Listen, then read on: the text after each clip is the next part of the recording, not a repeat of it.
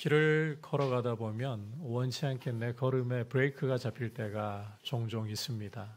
내가 계획하고 또 생각했던 일들이 막히게 된다는 겁니다.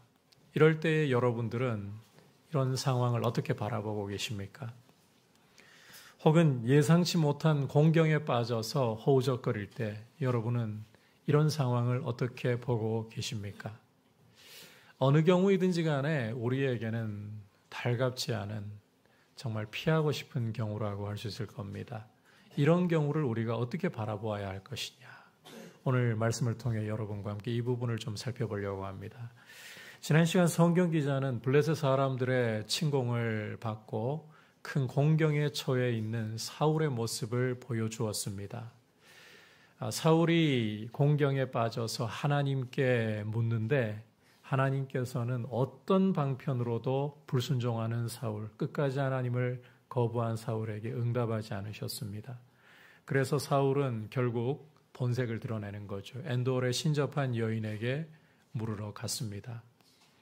이것이 사울을 멸망의 수렁에 빠지게 만들었습니다. 오늘 말씀에서 성경 기자는 이제 또 다른 공경에 처해 있는 한 사람의 모습을 보여주고 있습니다. 바로 다윗입니다. 이 다윗이 우리가 일반적으로 생각하는 신변상의 공경이 아닙니다. 거기에 빠진 게 아닙니다. 오히려 자기의 동포인 하나님의 백성인 히브리인들에게 칼을 겨누게 된 이게 바로 다윗이 처해 있는 위기라는 것입니다. 여러분께서도 잘 알다시피 다윗은 이스라엘의 차기 왕으로서 하나님의 기름 부으심을 받은 사람입니다. 이런 사람이 전쟁에 참전해서 이스라엘에게 칼을 겨누게 된다. 그것은 걷잡을 수 없는 결과를 가져오게 되는 다윗으로서는 이것이야말로 일생일대의 위기라고 할 수 있는 거예요. 이런 위기에 빠질 수도 있는 다윗. 이 다윗이 어떻게 이 위기를 벗어나게 되는 것인가. 오늘 말씀이 바로 이걸 보여주면서 우리가 길이 막혔을 때 혹은 공경에 빠졌을 때 이 상황 어떻게 바라볼 것인가 오늘 말씀이 보여주고 있습니다. 이제 말씀을 살펴보면서 주시는 메시지에 귀를 기울이도록 하겠습니다. 오늘 말씀에서는 먼저 다윗을 보고 분노하는 블레셋 지도자들에 대해서 볼 수가 있습니다. 여러분께서 2절을 보시면 전쟁을 앞두고서 블레셋 지도자들이 군사를 인솔해서 나아가고 그 뒤에 다윗이 자기의 부하들을 이끌고 가드 왕 아기스와 함께 나아가는 모습을 묘사를 하고 있습니다. 블레셋 지도자들은 자신 뒤를 따라서 전장에 참여하려고 하는 다윗과 그의 부하들에 대해서 굉장히 불쾌하고 못마땅했습니다. 그래서 그들은 3절 머릿부분에서 보듯이 이 히브리 사람들이 무엇을 하려느냐 이렇게 아기스에게 가드왕 아기스에게 항의를 합니다. 하지만 아기스는 어떻게든 이 다윗을 전장에 좀 데려가서 자기 사람으로 확실하게 못 박을 참이었습니다. 이스라엘에게 칼을 겨누게 함으로써 다윗은 이제 확실한 자기의 사람 이렇게 만들 속셈이었던 거예요. 그래서 그는 블레셋 사람들 지도자들에게 다윗에 대해서 변호를 합니다. 3절 후반부 아기스가부터 읽어보겠습니다. 시작. 아기스가 블레셋 사람들의 방백들에게 이르되 이는 이스라엘 왕 사울의 신하 다윗이 아니냐. 그가 나와 함께 있은 지 여러 날 여러 해로 돼 그가 망명하여 온 날부터 오늘까지 내가 그의 허물을 보지 못하였노라. 이 아기스의 말을 들어보면 아기스는 다윗을 정말 좋게 생각하고 다윗에 대한 신뢰가 제법 컸던 것 같아요. 이 방백들에게, 지도자들에게 하는 말이 이 사람은 과거 사울 왕의 신하였지만 내게 망명 온 사람이 아니냐. 그리고 망명 왔던 그 첫날로부터 해서 지금까지 내가 그에게서 허물이라고는 찾아볼 수조차 없다. 이렇게까지 다윗을 변호를 하고 있습니다. 자, 그런데 이 아기스의 설득은 블레셋 지도자들에게는 아무런 소용이 없었어요. 전혀 먹혀들지 않았습니다. 4절, 5절 함께 읽어보겠습니다. 시작. 블레셋 사람들의 방백들이 그에게 노한지라. 블레셋 방백들이 그에게 이르되 이 사람을 돌려보내어 왕이 그에게 정하신 그 처소로 가게 하소서. 그는 우리와 함께 싸움에 내려가지 못하리니 그가 전장에서 우리의 대적이 될까 하나이다. 그가 무엇으로 그 주와 다시 화합하리이까? 이 사람들의 머리로 하지 아니하겠나이까? 그들이 춤추며 노래하여 이르되 사울이 죽인 자는 천천히요 다윗은 만만히로다 하던 그 다윗이 아니니까. 자, 보시다시피 블레셋 지도자들은 그들 왕들 중에 하나인 아기스에게 심지어 노하기까지, 화를 내면서까지 다윗을 데려가는 것에 대해서는 절대 불가하다라고 항의하고 있습니다. 이 지도자들이 우려하는 바를 보면 만약 다윗과 부하들을 전장에 데려갔다. 그런데 이들이 돌변해가지고 그들을 대적해버릴 경우 다윗은 그들의 목을 치는 자가 될 수 있다는 거예요. 다윗은 그렇게 함으로써 그 주 사울과 다시 화합하려고 할 수도 있다. 이게 지도자들의 우려입니다. 그래서 다윗은 절대 못 데려간다입니다. 그런데 이 지도자들이 우려하는 바는 납득할 만한 이유가 있어요. 과거 이스라엘과의 전쟁에서 블레셋은 낭패를 한번 겪었던 적이 있습니다. 숨어있는 이스라엘 군사들 때문에. 여러분께서 사무엘상 14장으로 가보시면 이 블레셋 군대가 이 압도적인 무력을 가지고 이스라엘 침공을 해왔습니다. 그 군대 앞에서 이스라엘은 벌벌 떨면서 사람들이 자꾸 흩어져 나가기 시작합니다. 큰 위기를 맞은 거죠. 이때에 사울의 아들이었던 요나단이 하나님을 의지하고서 자기 무기 맡은 병사 하나 데리고 용감하게 블레셋 진영으로 올라갑니다.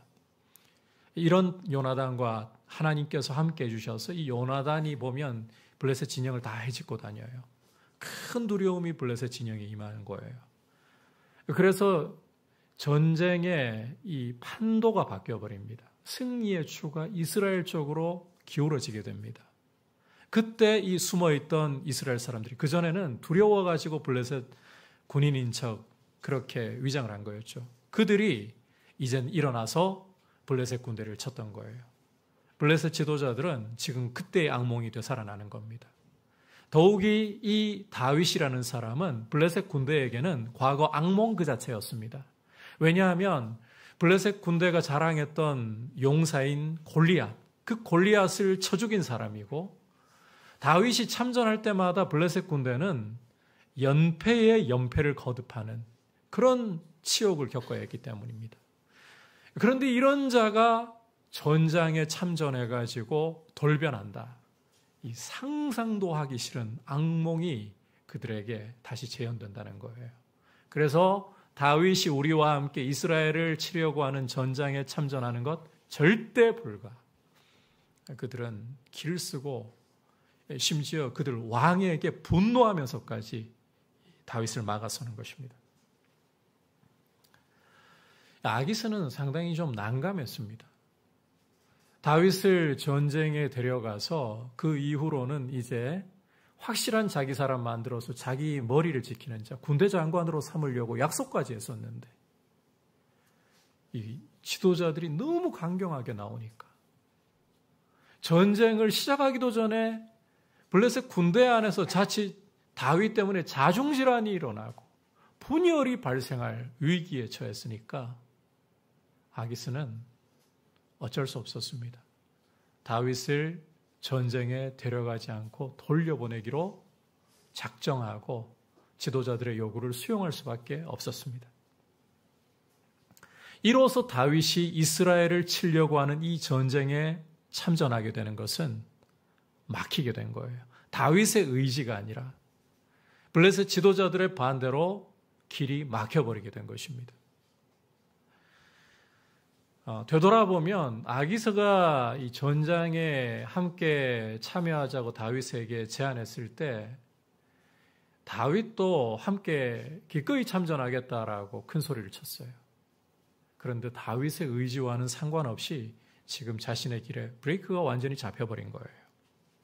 자, 그런데 여러분 주목할 사실은 다윗이 길이 막힘으로써 오히려 이스라엘을 향해 칼을 겨누는 이런 위기에서부터 벗어날 수 있게 되었다라는 것입니다. 여러분, 우리는 우리의 길이 막힐 때에, 우리 걸음에 브레이크가 잡힐 때에 왜 하필 내가 가려는 길에는 이렇게 자꾸만 막히는 일이 발생하느냐고, 내 걸음에는 브레이크가 잡히는 일이 발생하느냐고 불평이 올라오고 원망이 솟구쳐 올 때가 종종 있곤 합니다.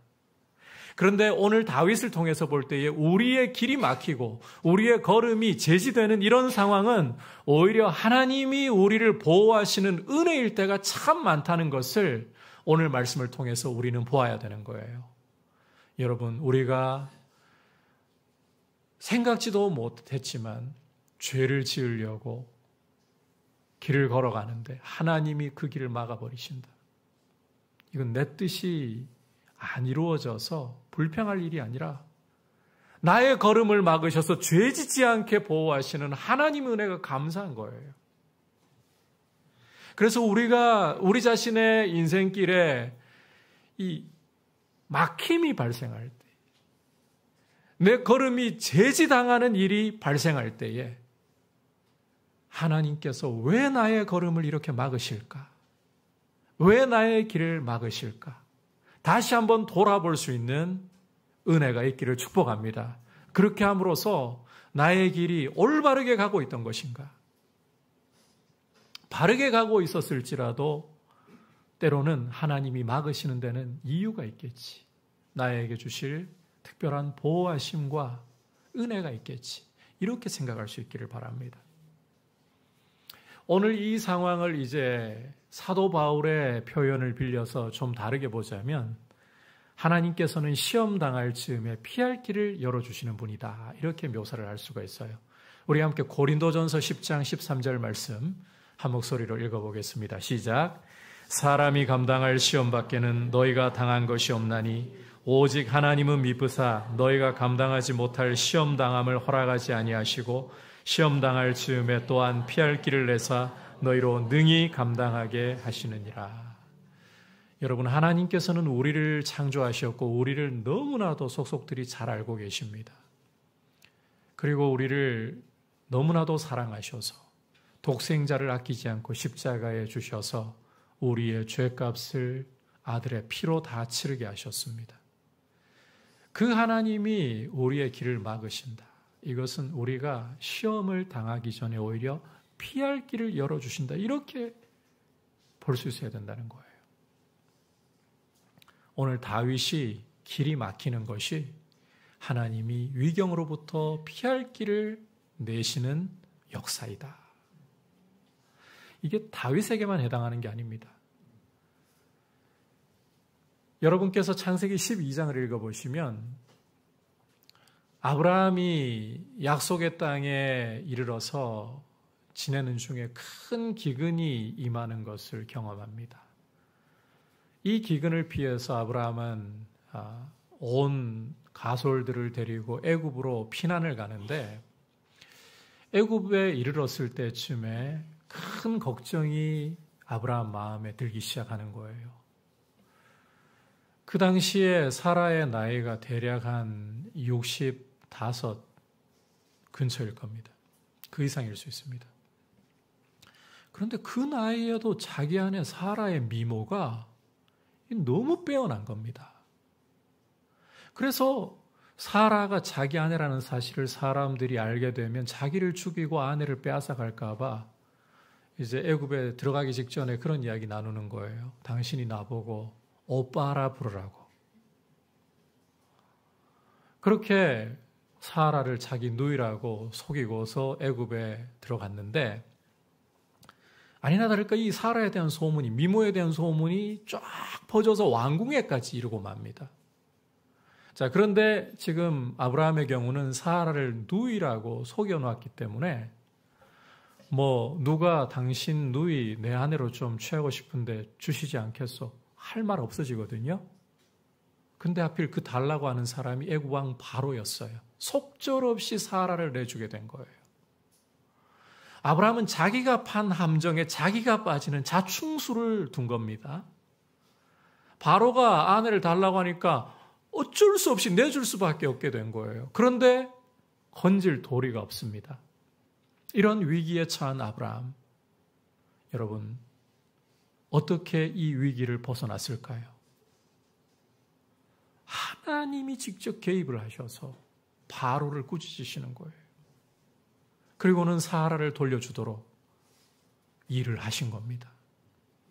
아브라함 역시 위경에 처했을 때에 좀 다른 이야기이긴 합니다만, 다윗의 경우와 좀 다른 이야기이긴 합니다만, 다윗은 하나님이 길을 막으심으로써 보호하셨다면 아브라함은 이미 위경에 빠져버렸습니다. 이럴 때에 하나님이 전능하신 손을 펼치셔서 위경에서 건져내심으로 사라를 돌려주시는 일을 하시고 아브라함도 안전하게 보호를 해주신 거예요. 여러분, 이와 같은 사례들을 통해서 보듯이 하나님께서는 우리의 삶 가운데 찾아오셔서 우리와 함께 하시면서 우리가 죄악의 길로 위기로 빠지지 않도록 피할 길을 열어주시고, 우리가 위기에 빠졌을 때에도 벗어날 수 있도록 우리를 건져주시는, 우리를 보호하시는 참 좋으신 아버지시라는 사실입니다. 여러분, 이 하나님이 우리의 인생길에 함께하고 계신다는 사실을 기억하면서 하나님이 나에게 시험 당할 때에 피할 길을 열어주시는 분이시다. 내가 위경에 빠졌을 때에, 하나님께 부르짖을 때에 심지어 신음소리까지도 들으시고 응답해 주시고 건져 주시는 분이시다.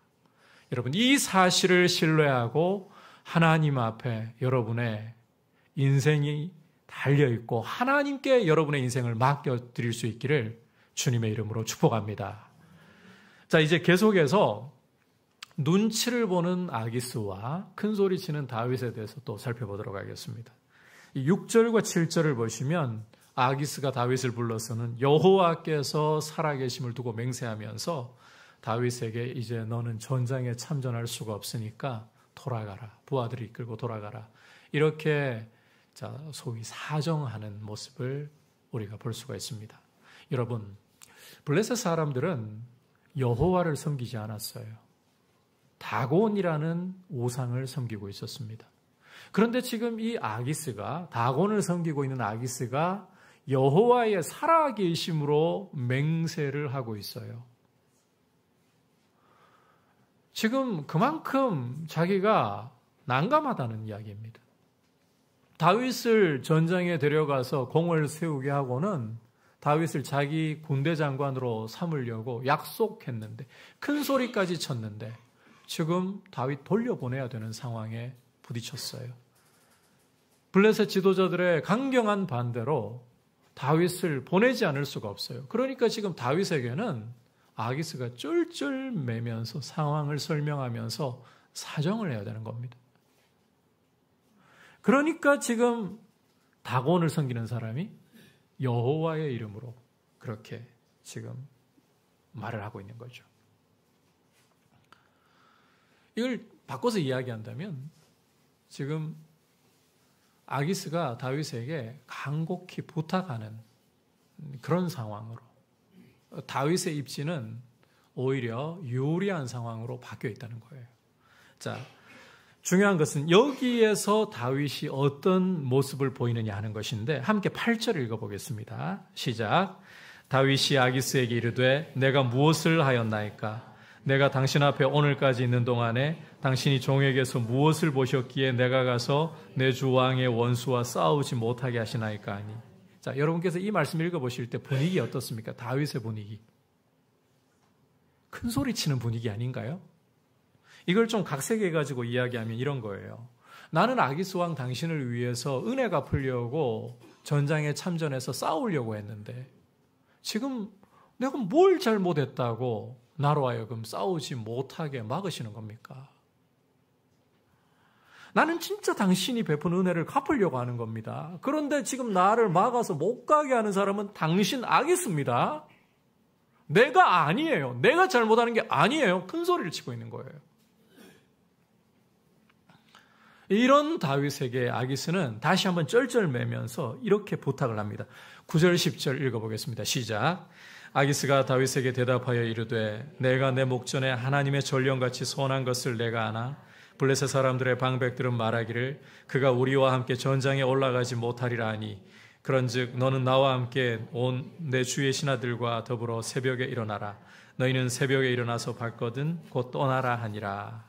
자, 아기스는 다윗을 가리켜서 너는 내 눈에 하나님의 전령과 같이 선하다. 다른 어떤 이야기 하기 전에 다윗 너는 내 눈에는 하나님의 전령처럼 선해 보인다. 그러니까 아기스는 이게 절대 다윗 너 잘못하는 거 아니니까, 너 탓하는 거 아니니까 제발 내 사정 봐서 좀 돌아가 달라. 이 이야기를 하고 있는 거예요. 그 결과 여러분께서 오늘 말씀 11절을 보시면 다윗은 날이 밝기도 전에 부하들을 데리고 안전하게 전장에서 벗어납니다. 여러분, 다윗은 전장에 가서 안 싸워도요, 블레셋 편에 서 있다라는 사실이 눈에 띄기만 하는 것으로도 위기를 맞을 수 있습니다. 차기 이스라엘 왕으로 세워지는데 이 큰 부담이 될 수 있다는 말이에요. 그런데 이스라엘 눈에 아예 띄기도 전에 이렇게 돌아가게 된 거예요. 안전을 확실하게 확보하게 된 거예요. 주목할 것은 이 과정에서 지금 아기스는 다윗에게 쩔쩔 매면서 부탁해야 되는 상황이고, 다윗은 실은 여기까지 오는데 본인 실수가 큽니다. 이스라엘을 치려고 하는 이 전장에 따라오는 것 자체가 다윗에서는 안 될 일이에요. 그런데 오히려 큰 소리를 치고 있어요. 여러분, 전세의 역전이 일어났다는 거예요. 상황이 완전히 뒤집어졌다는 거예요. 그렇다면 이 상황의 역전이 도대체 어떻게 일어난 것이냐? 오늘 말씀을 여러분께서 읽어보시면 아기스의 말 외에 하나님 혹은 여호와라는 표현이 아예 말씀 속에 보이질 않습니다. 그러나 보이지 않는다고 해서, 기록이 없다고 해서 하나님의 손이 역사하지 않고 있는 게 아니에요. 앞서 말씀드린 것처럼 이 블레셋 지도자들의 강경한 태도로 다윗의 길이 막혀버린 것, 이것부터가 이미 하나님이 역사하신 것이라고 여러분들에게 설명을 드렸습니다. 거기에 더해서 이제는 아기스는 쩔쩔매도록, 반면 다윗은 큰 소리 치도록 이 상황을 뒤집어 버리신 분도 하나님이 하신 일이고 하나님의 손이 역사하고 있다는 거예요. 여러분, 앞서 아브라함이 공경에 처했을 때 하나님께서 아브라함을 바로의 손으로부터 건져내시는 이야기를 잠시 드렸잖아요. 그런데 아브라함은 자기 아내 사례를 또 한 번 누이라고 속임으로써 공경에 처한 일이 그때 외에도 한 번 더 있었습니다. 여러분이 창세기 20장을 읽어보면 아브라함이 그랄이라는 땅에 잠시 우거한 적이 있습니다. 그곳에서 아브라함은 또 한 번 자기 아내 사라를 자기 누이라고 속여요. 그때 사라의 나이가 90 정도 될 때예요. 90이 되어도 사라지지 않는 미모. 이상하죠. 90세면 완전히 이 할머니 중에서도 상할머니라고 해야 되는데 사라지지 않는 미모 때문에 아브라함은 자기 아내를 자기 누이라고. 아니나 다를까 그 지역의 왕 아비멜렉이 사라의 미모에 대한 소문을 듣고는 또 내 누이 동생을 나한테 아내로 달라 데려간 겁니다. 이 역시 아브라함이 자충수를 둔 거예요. 자기가 판 함정에 자기가 또 빠진 거예요. 그런데 이때도 어떤 일이 벌어지느냐? 하나님이 놀랍게 역사하시는데 바로에게 하신 것보다 더 크게 역사를 하셨어요. 우리 함께 창세기 20장 7절 말씀을 한 목소리로 읽어보겠습니다. 시작. 이제 그 사람의 아내를 돌려보내라. 그는 선지자라. 그가 너를 위하여 기도하리니 내가 살려니와 내가 돌려보내지 아니하면 너와 내게 속한 자가 다 반드시 죽을 줄 알지니라.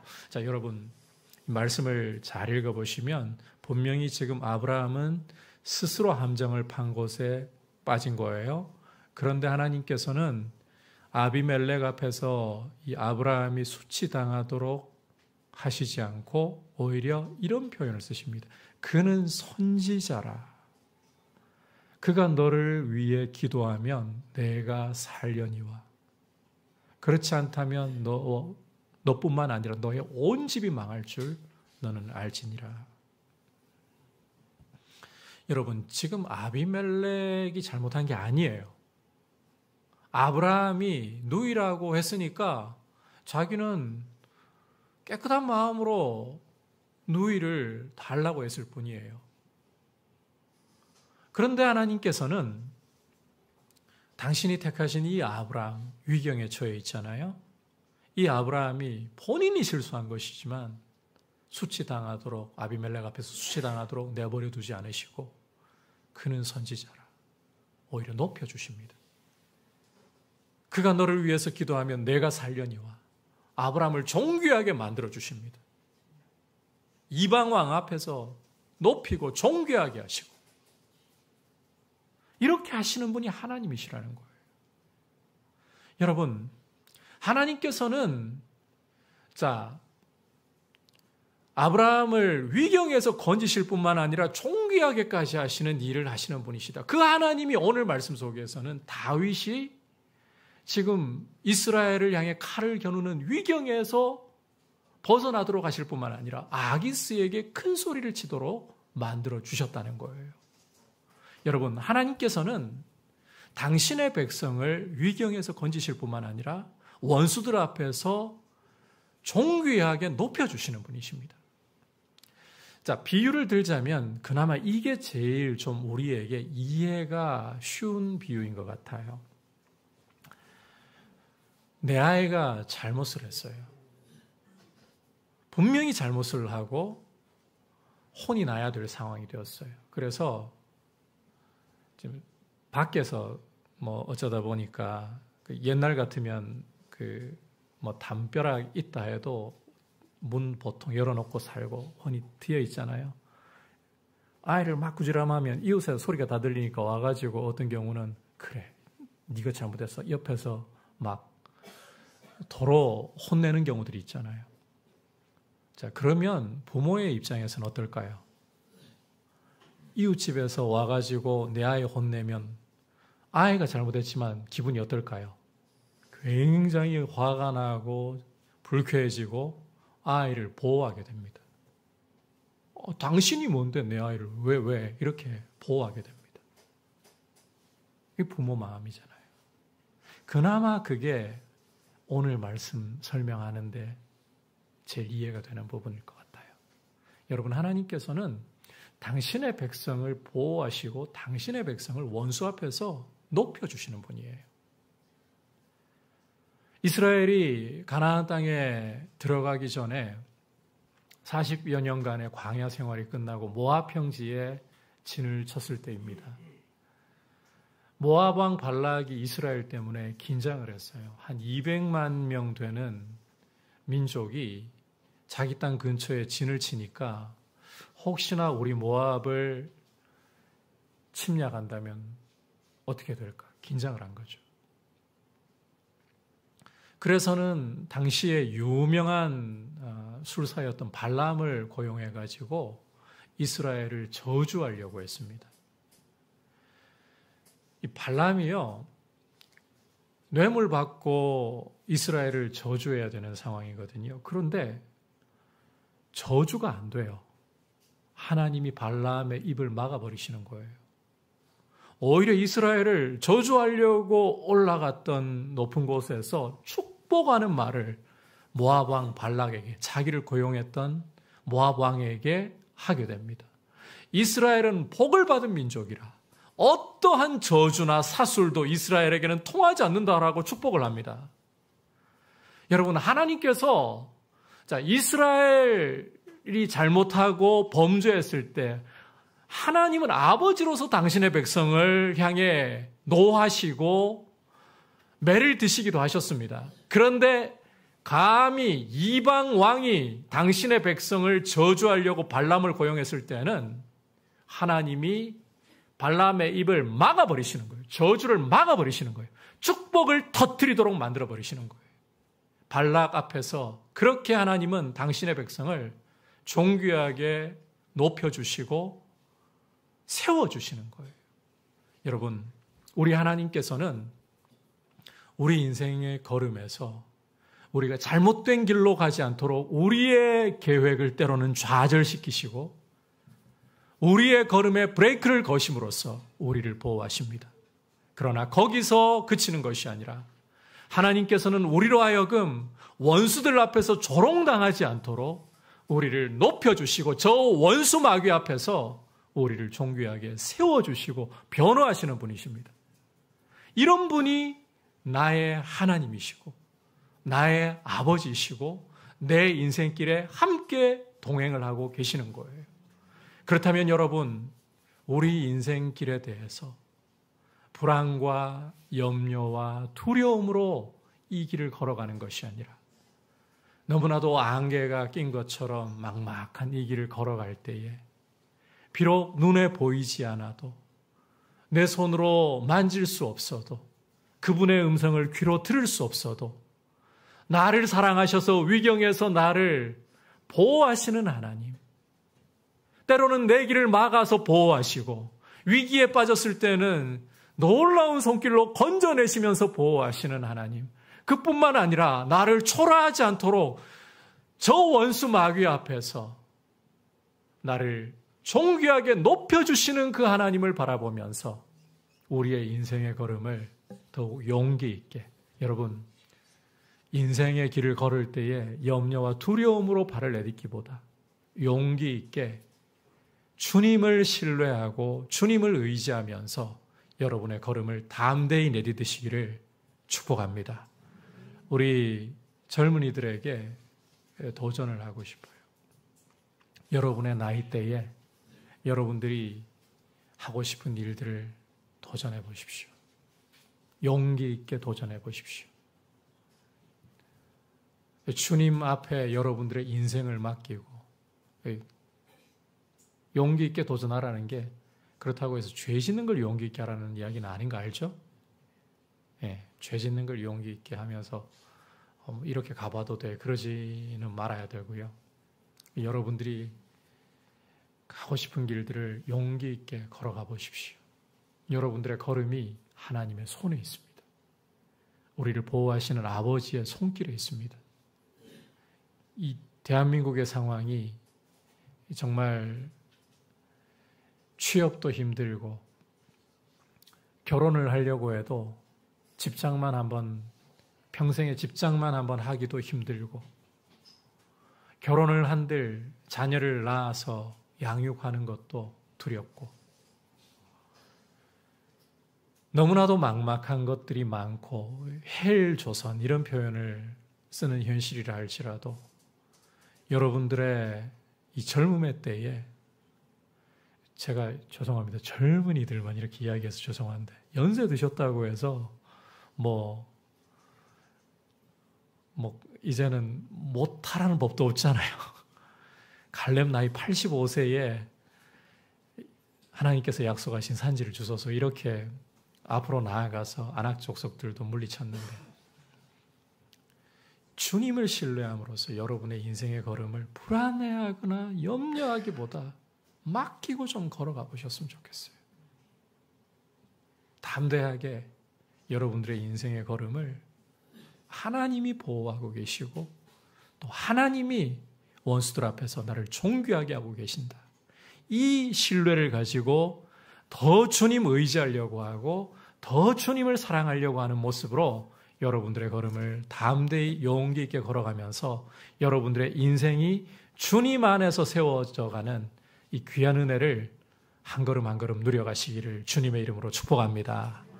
오늘 블레셋 지도자들의 반대로 이스라엘과의 전쟁의 참전이 불가해진 다윗의 모습을 살펴보면서 주시는 메시지를 들었습니다. 첫 번째로는 하나님께서는 우리 길을 막으시거나 위경에서 피할 길을 내심으로써 우리를 보호하고 구원하신다. 그래서 두려워하지 마십시오. 두 번째로는 하나님은 우리가 원수 앞에서 결코 멸시당하지 않도록 당신의 자녀에게 그렇게 하시는 분이에요. 당신의 자녀를 부족할지라도 존귀하게 귀하게 높여주시는 분이시다. 이 사실을 담대히 신뢰하면서 주님 앞에서 말씀의 길로 용감하게 걸어가고 여러분들의 길을 주님께 맡기면서 나아갈 수 있기를 축복합니다.